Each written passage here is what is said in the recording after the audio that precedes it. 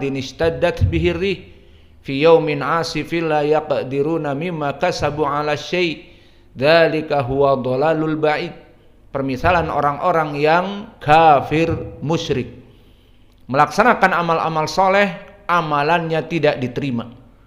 Amalan-amalannya yang kelak didapati olehnya habaan mansura, bagaikan hasil pembakaran dari debu yang akan dia raup di hari akhirah sebagai amal soleh. Tidak bisa. Karena apa?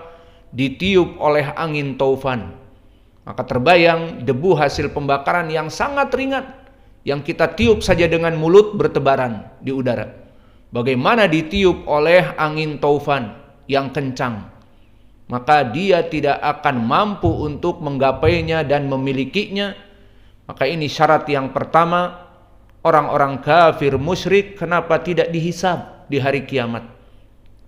Tidak ada penghisaban dan perhitungan amal-amal, karena memang mereka tidak mempunyai amal soleh sedikit pun.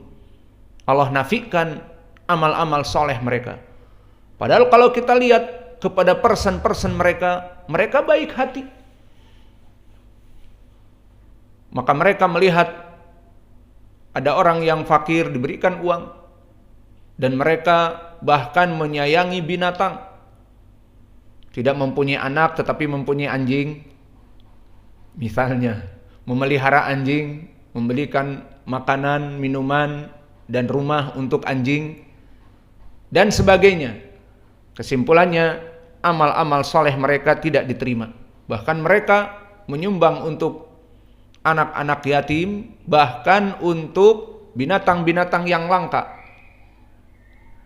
seperti yayasan-yayasan yang berhubungan dengan binatang-binatang yang langka. Maka mereka memberikan miliaran dari dolar, namun semuanya tidak bermanfaat.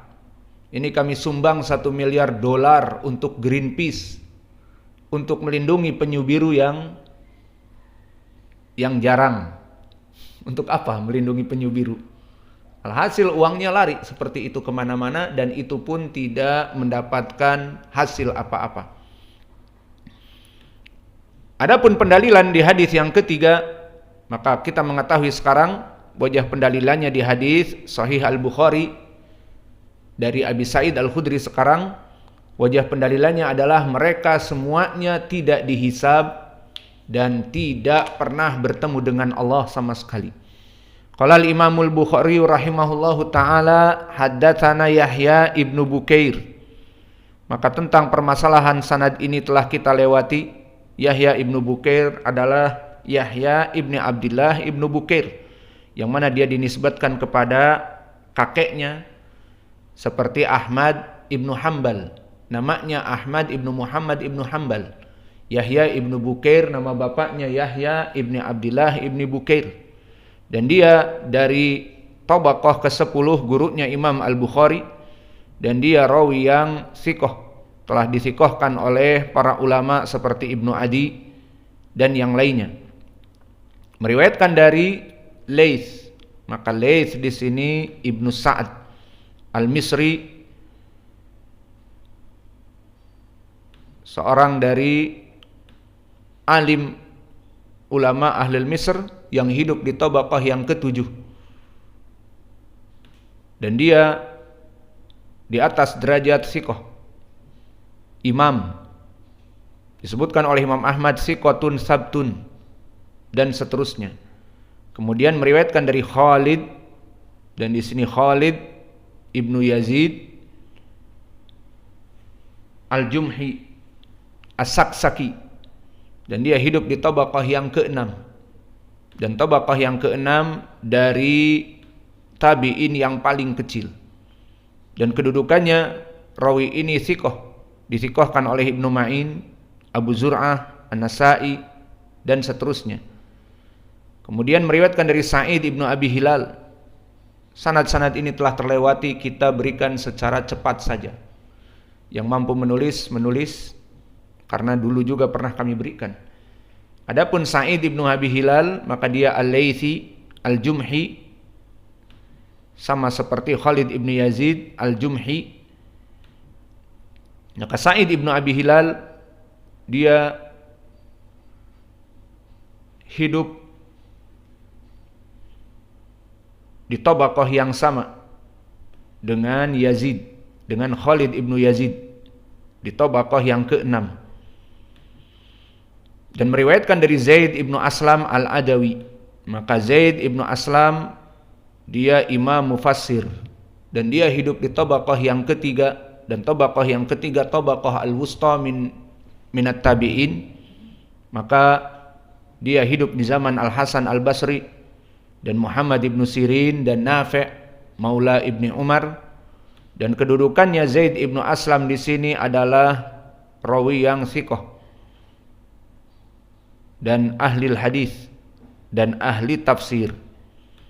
Dan anaknya Abdurrahman ibnu Zaid ibnu Aslam meskipun dalam keadaan dhaif dari segi periwayatan hadis, namun imam dari segi ilmi tafsir, bisa diambil ilmu tafsirnya jika sanadnya sahih kepadanya, seperti yang sering kita lewati dari jalan Yunus an Ibni Wahab an Ibni Zaid, maknanya Abdurrahman ibni Zaid ibni Aslam. Meriwayatkan dari Atha ibnu Yasar al-Madani al-Hilali, dia hidup di tabaqah yang kedua, dan tabaqah yang kedua kibar dari tabi'in. Maka di sini dia hidup di zaman Humran maula Utsman yang meriwayatkan hadis wudu, dan juga Rib'i ibni Hirash, dan juga Sa'id ibnul Musayyib, dan Atha ibnu Yasar di sini dalam keadaan thiqah. Kemudian meriwayatkan dari Abi Sa'id al-Khudri, seorang sahabi yang agung, dan Abu Sa'id masyhur dengan kunyahnya, namanya adalah Sa'ad ibnu Malik. Dan keutamaan beliau dari segi periwayatan termasuk dari ulamanya para sahabat. Dan beliau juga minal muksirin fi riwayatil athar, dari orang yang paling banyak periwayatannya dari Nabi Muhammad sallallahu alaihi wa ala alihi wasallam. Dan yang paling masyhur dari dirinya juga adalah amirun bil ma'ruf wa nahyun 'anil munkar, di mana dia mengingkari dari amir di zamannya. Di saat amir di zamannya berazam untuk melaksanakan khutbatul Id dengan khutbah terdahulu, dan salat Id dinantikan. Karena ma'ruf khutbatul Id boleh keluar mendengar khutbatul Id sunnah dan salatnya yang wajib, maka jika didahulukan salat, maka nanti orang pada keluar karena ingin buru-buru menyembelih sembelihan mereka. Maka ya sudah, kalau begitu khutbah dulu. Kalau khutbah dulu kan nggak ada yang keluar karena mereka ingin sholat yang wajib. Fahimtum? Maka dari landasan pemikiran ini, terutama dia yang akan menjadi imam dan menjadi khatib, dan antum tahu pada zaman itu siapa yang lebih berhak, alim ulama dan mempunyai ilmu. Maka di sini dia berpendapat lebih baik khutbah dulu, meskipun tidak mengikuti sunnah, agar ucapan dia didengar, tidak ditinggal. Maka akhirnya Abu Sa'id al-Khudri mengambil dari tangannya dan menuntunnya ke arah tempat sholat yang sudah tersedia untuk sholat, dan dia ingin masuk ke tempat mimbar, naik, karena dibangun juga mimbar. Maka disinilah perseteruan bagaimana dia dengan imam di zamannya. Maka perkara yang seperti ini sangat agung, karena seperti kita hidup di zaman kita, jika kita misalnya sholat bareng bersama bupati, atau dengan kita di Padang dengan kepala provinsi, gubernur, bisakah kita menghadang seperti itu? Maka susah. Di sini Abu Sa'id al-Khudri dimudahkan oleh Allah untuk taghyirul munkar.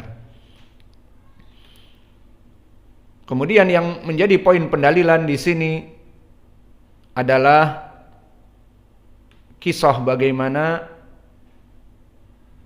kaum muslimin ini tidak menjadi pendalilan bertemu dengan Allah, tetapi yang menjadi pendalilan mereka orang-orang kufar dan musyrikun mengikuti tawagid. Maka poin pendalilannya yang disebutkan oleh penulis, dan penulis pun di sini menyebutkan hadis ini dalam keadaan tidak sempurna, hanya sebatas wajah pendalilan. Maka di sini kita masuk kepada lafaz qulna ya Rasulullah hal nara rabbana yaumal qiyamah. Berkata Abu Sa'id Al-Khudri, apakah kita akan melihat Allah di hari kiamat? Qala hal tudaruna fi ru'yati syams wal qamar idza kanat sahwan qulna la. Qala fa innakum la tudaruna fi ru'yati rabbikum yauma idin ila kama tudaruna fi ru'yatihima. Maka lafaz ini dijadikan oleh penulis di bab yang pertama, bahwa kaum muslimin akan melihat Allah, karena domir di sini hal nara rabbana, dan lafaz yang setelahnya di saat Allah mengatakan kepada mereka hal tangtadiruna, apakah kalian menunggu seseorang, itu wajah pendalilan, sehingga disebutkan di hadis Allah itu yatajalla kepada mereka.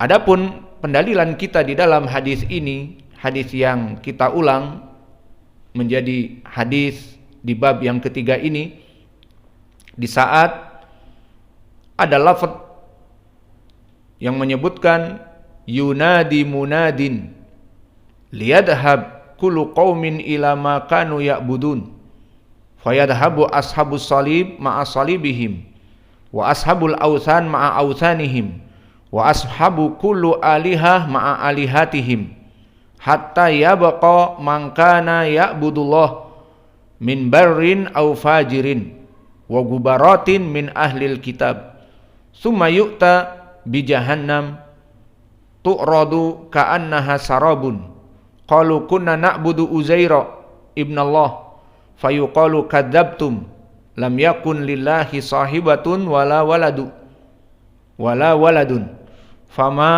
turiduna qalu nuridu antaskiyana fayuqalu israbu fayatasaqatuna fi jahannam.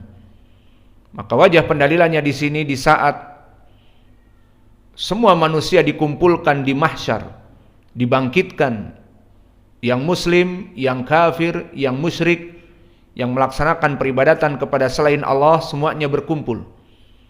Maka kemudian diserukan liyadhhab kullu qaumin ila ma kanu ya'budun. Barang siapa yang dulu menyembah kepada selain Allah agar mengikuti sesembahannya,